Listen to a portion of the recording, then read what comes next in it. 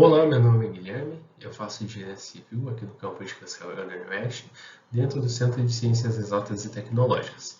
Eu vou estar apresentando o meu trabalho, monitoramento de barragem com o uso de técnicas topográficas, que foi feito por mim, com a ajuda da minha orientadora, a Maritrane Prior.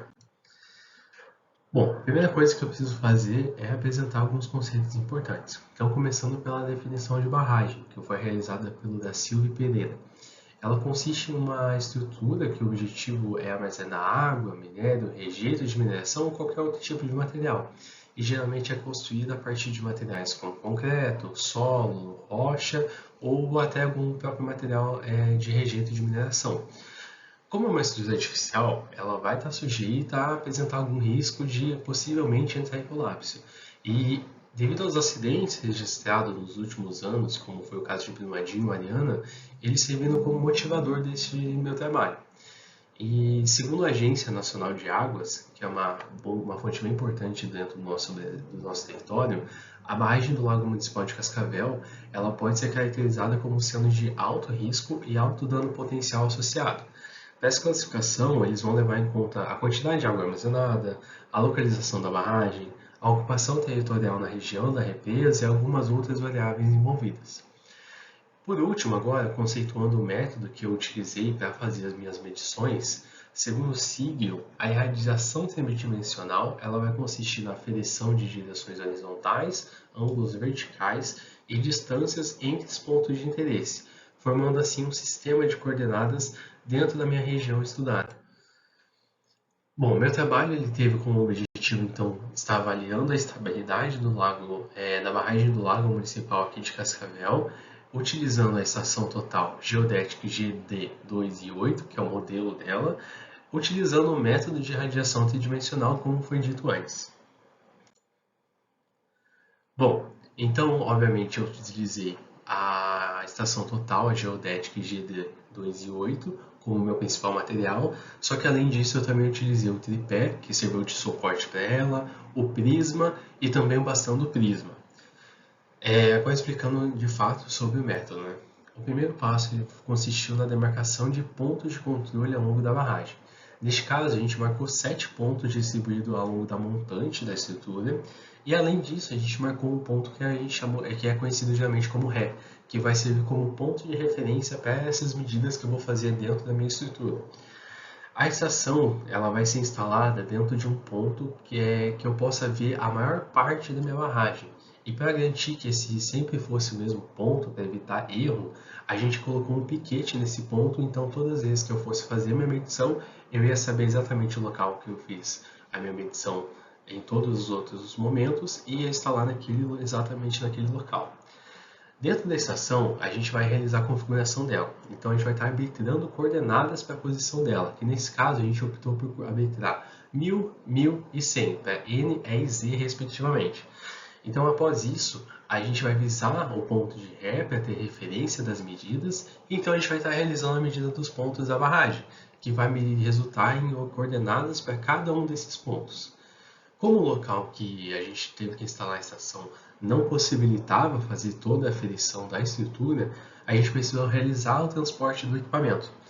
Para isso, a gente vai utilizar o prisma, que vai ficar montado exatamente no ponto futuro que a gente vai fazer o estacionamento da estação, e aí a gente vai fazer a visada desse ponto utilizando a estação, e a gente assim vai obter umas novas coordenadas. Com essas coordenadas do ponto do prisma obtido, a gente vai poder transportar a estação até lá. Só que diferentemente de antes, que eu arbitrei uma coordenada para a estação, agora eu vou usar as coordenadas do prisma para o local da estação. E a partir daí a gente vai repetir o processo de realizar a visada no ponto de ré e posteriormente nos últimos pontos da estrutura. No caso, eu fazia a primeira visada do ponto 1 ao 4, fazia o meu transporte do equipamento e fazia a minha visada do ponto 5 ao 7, finalizando as medidas do dia. Aqui são algumas fotos que eu procurei colocar para que pudesse entender mais essa dinâmica dos pontos. A primeira foto é um ponto ela é sobre a barragem, que ela foi feita com molde e tinta spray para que a gente pudesse saber exatamente qual era o ponto que a gente tinha que medir.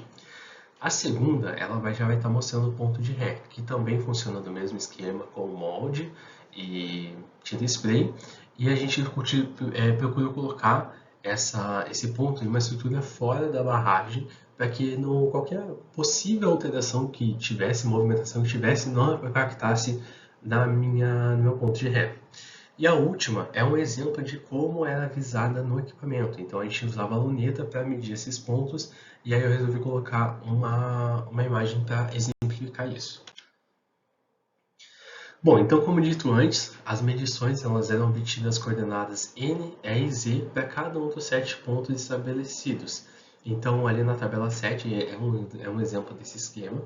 E além disso, a gente vai estar podendo ver também nessa mesma tabela que as coordenadas que eu arbitrei, 1000, 1100, as coordenadas do ponto de ré que eu obtive antes do transporte da estação, a coordenada do prisma que eu tive, que daí vocês podem reparar que é a mesma coordenada que eu coloquei para a estação 2, que é o momento que eu faço o meu transporte, e uma coordenada diferente do ponto de ré, porque eu fiz o transporte da minha estação. Além, claro, das coordenadas de cada um dos 7 pontos que eu obtive nesse dia.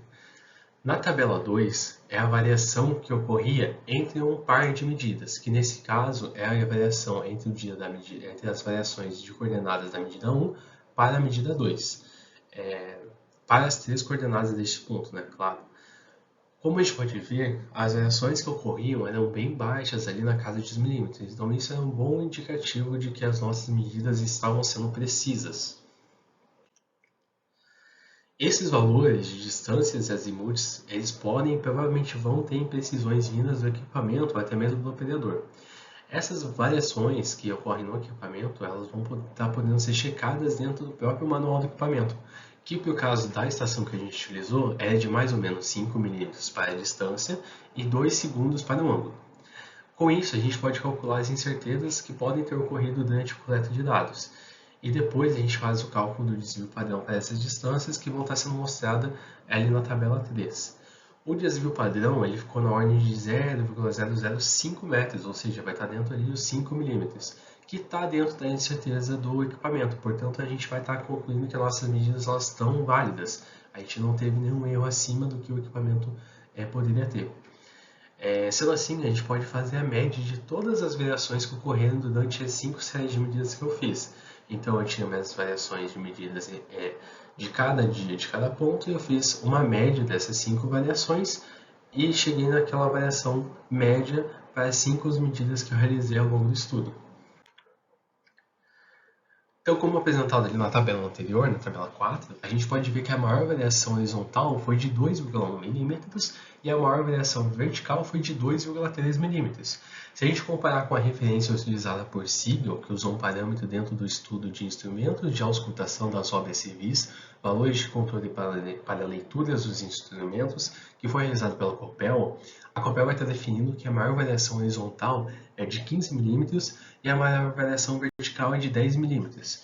Sendo assim, então a gente vai poder concluir que a barragem ela possui uma estabilidade dentro dos dois sentidos que foi estudado, no caso o vertical e o horizontal, porque a máxima variação das coordenadas que eu tive, de 2,3 mm e 2,1 mm, eles estão dentro desses limites referenciados. Então a gente pode concluir que de fato a barragem possui uma estabilidade.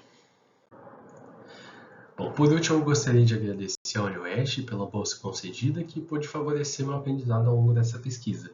E obrigado.